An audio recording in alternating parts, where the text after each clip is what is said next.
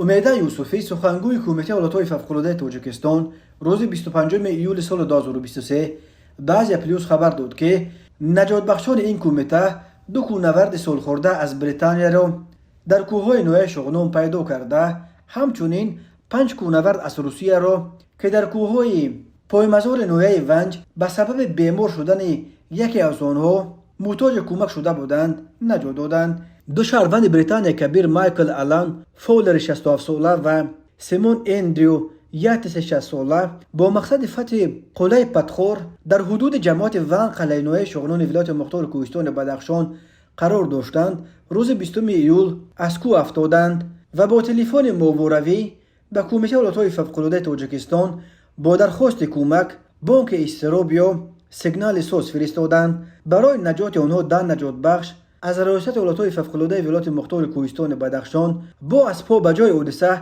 رسیدگی شدند. روز 22 ایول نجات بخشان مایکل آلن فولر را به دهه دیولاخ نوع روشان فرآوردند. گمان می رود که ستون مورای سیمون اندریو یاتس شکسته باشد و به این دلیل نجات بخشان همراه او در بلندی 4184 متر از سطح بر در پای قلعه پتخور ایستادند. به او کمک اولیه طبی رسانیده شد و در حال حاضر فرآوردن این کوهنورد ادامه دارد. بعدا این سیاحان بریتانیایی را با چرخبال به دوشنبه خواهند آورد. خبر داده است امیده یوسفی.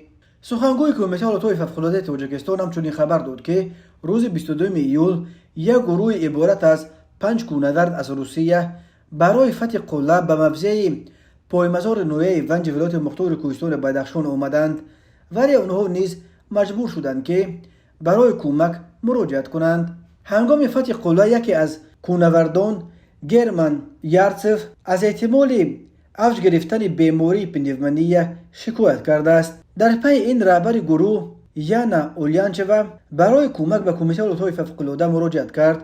روز 24 ایول همه این 5 کوهنورد را با چرخبال کمیته دولتی امنیت ملی به فرودگاه بین المللی دوشنبه آوردند. یارتسف را از اینجا به بیمارستان استقلال انتقال دادند و او حالا تحت تبابت قرار دارد. خبر داده است امیده یوسفی. یادآور می‌شویم روز 19 ایول سال 2023 کوهنورد از بلاروس دیمیتری گراکوویچ که می‌خواست به تنهایی قلعه اسماعیل سامانی را در حدود نوع لخش فتح کند از یک بلندی سرازیر شده به سبب شکستن 3 قبرغه‌اش برای کمک مراجعت کرد. این کوهنورد را نجات بخشان روز 21 ایول با چرخبال از لخش به فرودگاه عینی آورده از آنجا با ماشین یوری تجهیزی به شهر دوشنبه به بیمارستان استقلال انتقال دادند.